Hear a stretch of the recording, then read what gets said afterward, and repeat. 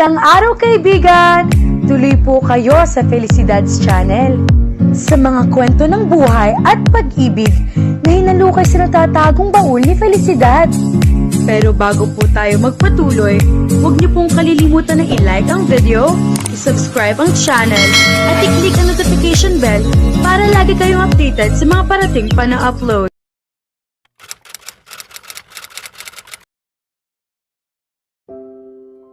Ipinasya ni Ashton si Natalia sa kabuuan ng kanyang penthouse. Nagustuhan niya ang bawat sulok at bawat detalye ng bahay. Tutal, iyon mismo ang bahay na matagal na niyang pinapangarap. Minsan na niyang ikinuwento kay Nicholas kung ano ang hitsura ng pangarap nilang tahanan. Kung paano niya nais na maging anyo nito. At ngayon, isinakatuparan ni Ashton ang pangarap na iyon. Nakaugalian na nina Nicholas at Ashton ang pagbabahaginan ng lahat ng bagay. Ikinuwento rin ni Nicholas kay Ashton ang lahat ng pangarap ni Natalia at nangakong tutuparin ang bawat isa sa mga iyon. Ngunit hindi kumampi ang tadhana sa kanya at tuluyan siyang pumanaw. Ngayon, si Ashton naman ang nangakong tutuparin ang bawat pangarap ni Natalia at sinimulan niya iyon sa bahay na matagal na nitong pinapangarap. Si Nicholas ang nagsabi sa iyo ng lahat ng ito, hindi ba? Tanong ni Natalia. Nag-uumapaw ang luha sa kanyang mga mata habang nakaguhit sa kanyang mga labi ang isang mapait na ngiti. Oo. Magkapatid kami. Wala kaming inililihim sa isa't isa. Lahat ng bagay ay ibinabahagi namin sa isa't isa, sagot ni Ashton, bakas ang lungkot sa kanyang tinig. Salamat. Mahina niyang sambit habang unti-unting pumatak ang isang luha mula sa kanyang mga mata. Pilit man niyang pigilan ang kanyang pagluha, hindi niya iyon nagawa. Muli na naman niyang iniyakan ang lalaking minsan niyang minahal at ngayon ay wala na sa mundong ito. Marahang hinaplos ni Ashton ang kanyang braso at sinikap siyang pakalmahin, ngunit tila walang anumang nakapagpapatahan sa kanya. Lalong lumakas ang kanyang paghikbi at pag-iyak. Kaya't marahan siyang niyakap ni Ashton at isinandal sa kanyang dibdib. Dahan-dahan niyang hinagod ang kanyang likod. Ipinadarama na naroon siya sa oras na pinakakailangan siya ni Natalia at mananatili siyang handang samahan ito sa tuwing kakailanganin siya. Sinusubukan ko namang pigilan ang mga luhang ito, pero ayaw talaga nilang tumigil. Hindi ko sila mapigil. Umiiyak niyang sambit habang nakasubsob sa dibdib ni Ashton at mahigpit siyang niyakap bilang sandigan. Labis ang pasasalamat ni Natalia na naroon si Ashton upang alalayan siya. Kung wala ito, marahil ay tuluyan na siyang bumagsak dahil sa bigat ng sakit na kanyang dinadala. Huwag mong pigilan ang mga luha mo, Natalia. Mahina niyang bulong sa tainga nito bago marahang humalik sa buhok niya. Ang mga luha ang pinakatapat na kasama sa ating buhay. Maaari nating piliting magkunwaring masaya at magsuot ng ngiti, ngunit hindi kailanman ang ating mga luha. Sila ang laging kasama natin sa bawat yugto ng ating buhay. Dumarating sila sa oras ng kalungkutan, kasiyahan, pagdadalamhati, at sa halos bawat pagkakataon, kahit hindi natin sila tawagin. Hindi tayo kailanman tunay na nag-iisa. Sila ang pinakapinagkakatiwalaan nating saksi sa ating mga damdamin at nakakita sa ating pinakahina at pinakatapat na anyo. Kaya hayaan mong pumatak ang mga ito, Natalia. Puno ng pagmamahal niyang paliwanag. Ngunit kahit siya mismo ay hindi magawang hayaang pumatak ang sarili niyang mga luha. Ashton, bakit napakalupit ng buhay? Mapait na tanong ni Natalia habang patuloy na umiiyak. Natalia, mahinahon niyang tugon. Palaging sinasabi ng lola ko na ang lahat ng nangyayari ay may dahilan. Maaaring hindi pa natin ito naunawaan ngayon, ngunit balang araw malalaman nating para rin pala iyon sa ikabubuti natin. Hindi ko alam kung ano ang dahilan ng pagkamatay ni Nicholas, pero naniniwala akong may nakalaan pang ibang plano ang hinaharap. Halos mawasak ang puso ni Ashton habang pinagmamasdan ang pagguho ni Natalia. Pilit niyang pinipigilan ang sarili na lumuha. Kailangan niyang maging matatag. Para kay Natalia, para sa kanilang mga kaibigan, at para na rin sa pamilya ni Nicholas. Halika. Umupo ka muna. May kailangan akong sabihin sa'yo. Marahan niyang wika. Dahan-dahan niyang binitiwan ang pagkakayakap kay Natalia at inakay ito patungo sa sopa. Dalawang ulit itong sininok bago unti-unting kumalma. Magpakasal tayo, Natalia. Halos pabulong niyang sambit. Pakiramdam ni Natalia ay gumuho ang mundo sa ilalim ng kanyang mga paa. Napatitig siya kay Ashton, baka sa kanyang mukha ang matinding pagkabigla at hindi makapaniwalang ekspresyon. May mga dahilan ako. Dugtong ni Ashton. Unti-unting napalitan ng pagtataka ang pagkabigla sa mga mata ni Natalia habang hinihintay niya ang mga susunod nitong sasabihin. Paano niya magagawang pakasalan ang matalik na kaibigan ng lalaking minsan niyang minahal?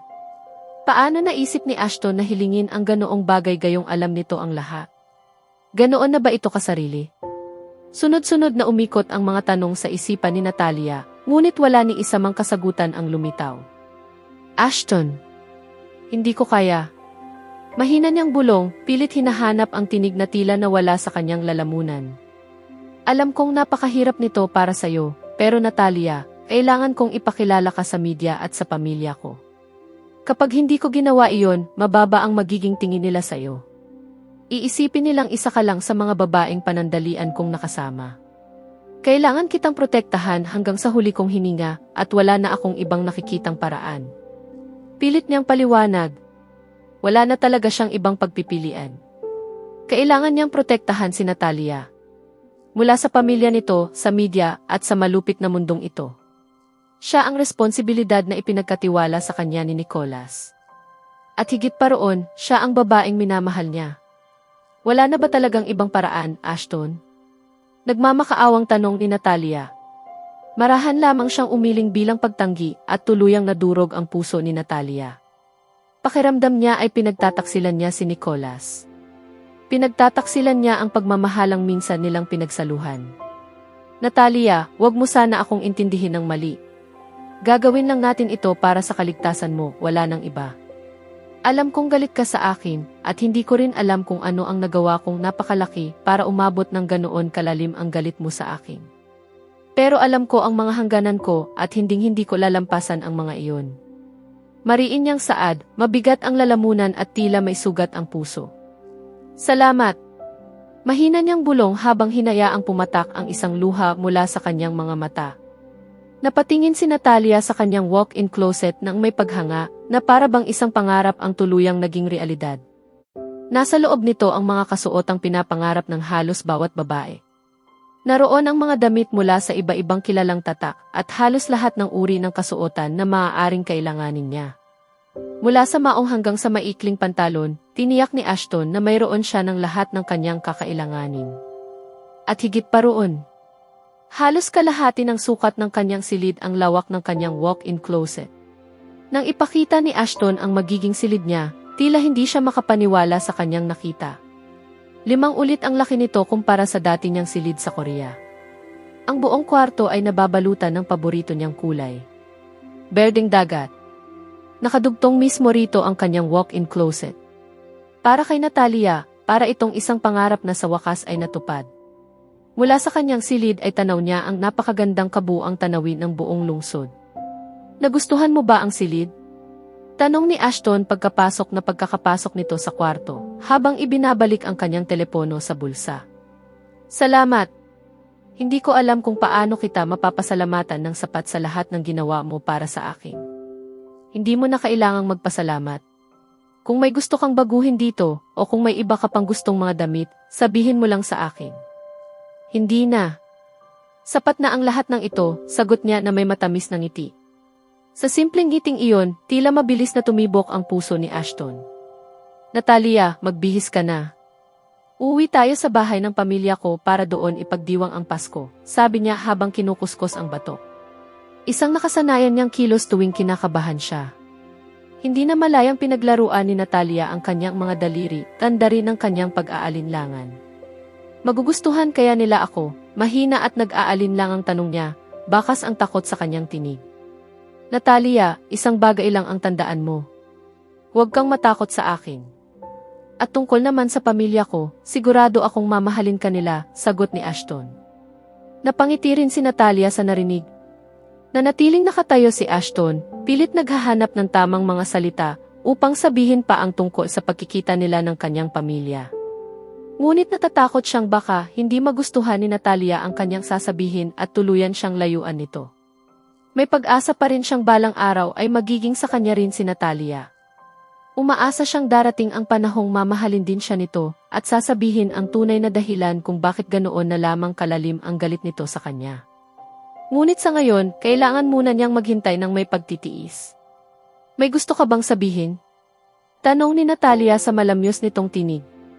Gusto lamang sana ni Ashton na magpakalunod sa himig ng boses nito, ngunit hindi niya magawa. Pwede ka bang magkunwari sa harap ng pamilya ko? Tanong niya. Napatingin si Natalia sa kanya nang may pagtataka sa salitang magkunwari. Magkunwari na. Mahal mo ako. Na ikaw ang nobya ko, dagdag niya sa mahinang tinig habang ibinababa ang kanyang paningin sa sahig. Tiyak siyang tatanggihan siya nito. Gagawin ko. Kahit paano, may maitutulong din ako sa'yo, sagot ni Natalia habang bahagyang ngumiti. Tahimik lamang na tumango si Ashton. Nagpalit ng damit si Ashton sa kabilang silid at sabik na naghintay kay Natalia. Sa totoo lang, ang pinaka-naiinip ay ang kanyang pamilya. Halos 9 na beses na siyang tinawagan ng mga ito para lamang tiyaking isasama niya ang babaeng mahal niya. Nang ibalita niya sa kanyang mga kaibigan na pumayag na si Natalia sa alok niyang kasal, halos mawalan ng ulirat ang mga ito sa labis na pagkagulat.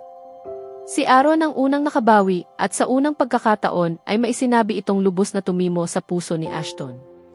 Sana ay pareho kayong tunay na mahulog sa isa't isa at magkaroon ng masaya at panghabang buhay na wakas. Ang simpleng basbas na iyon ni Aaron ay nagpaluha kay Ashton. Handa na ako. Narinig niyang sambit ni Natalia. Agad siyang lumingon at tila natigilan sa kanyang nakita. Isang anghel ang nakatayo sa kanyang harapan.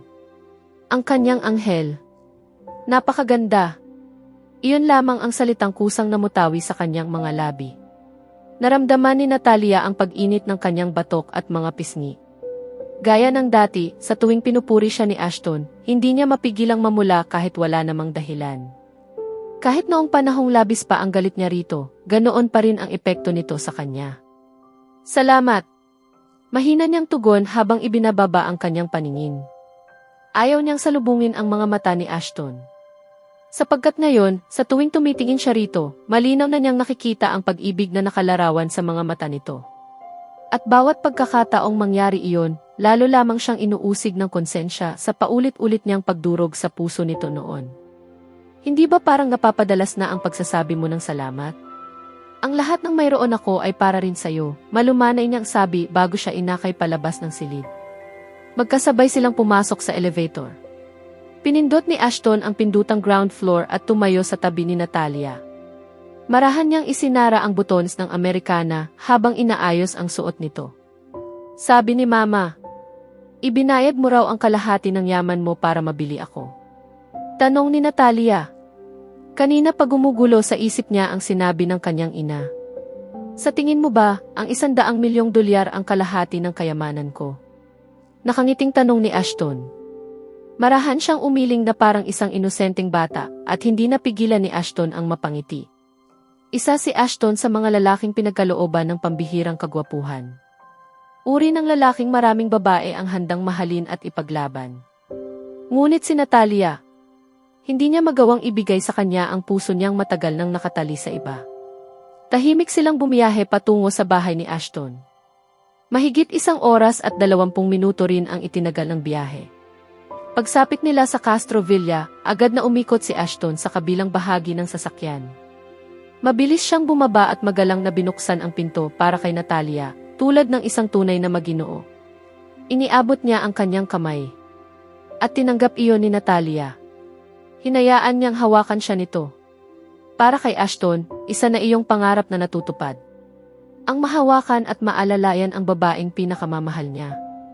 Napakabilis ng tibok ng kanyang puso na para bang mawawala na ito sa tamang ritmo. Natatakot siyang baka hindi kayanin ng kanyang dibdib ang biglaang pag-apaw ng kaligayahang matagal na niyang pinangarap. Pumasok si Ashton sa napakalawak na villa habang magkahawak ang kanilang mga kamay ni Natalia. Mahigpit na magkasalikop ang kanilang mga daliri. Sabay-sabay na napatingin ang kanyang pamilya kay Natalia at sinalubong ito ng mainit na ngiti. Samantala, kumaway naman sa kanya ang mga binata at si March bilang pagbati. Hi, masigla nilang bati. Napangiti rin si Natalia bilang tugon. Lumapit ang ina ni Ashton kasama ang kanyang lola upang salubungin ang kanilang panauhin. At ang babaeng inaasahan nilang magiging bahagi na rin ng kanilang pamilya sa lalong madaling panahon. Ashton, napakaganda naman niya. Masayang bulalas ng kanyang lola na si Ginang Linda Castro. Napahalakhak si March. Nako, Dida, lumipat ka na yata ng kinakampihan. Sigaw ni March mula sa likuran, dahilan upang matawa ang lahat. Dida ang palayaw na ginagamit ng buong pamilya sa pagtawag kay Ginang Linda Castro. Mas maganda siya kaysa sayo, natatawang sabi ni Ginang Alicia Castro. Nagmuso si March at pabirong yumakap sa tagiliran ng kanyang kapatid. Kailangan kong aminin, napakaswerte mo dahil napakabuti at napakagandang babae ang napunta sayo, wika ni Linda. Ngumiti si Ashton, ngunit sa kaibuturan ng kanyang puso ay hinihiling niyang sana ay totoo ang lahat ng iyon. Sana nga ay ganoon. Mahina niyang bulong sa sarili. May sinabi ka ba? Tanong ni Alicia. Wala naman. Ang ibig kong sabihin, alam kong siya na ang pinakamainam, mabilis niyang sagot, tinatakpan na naman ang katotohanan sa pamamagitan ng isa pang kasinungalingan. Maligayang pagdating sa aming pamilya, iha, malumanay na sabi ni Linda bago marahang halikan ang noo ni Natalia.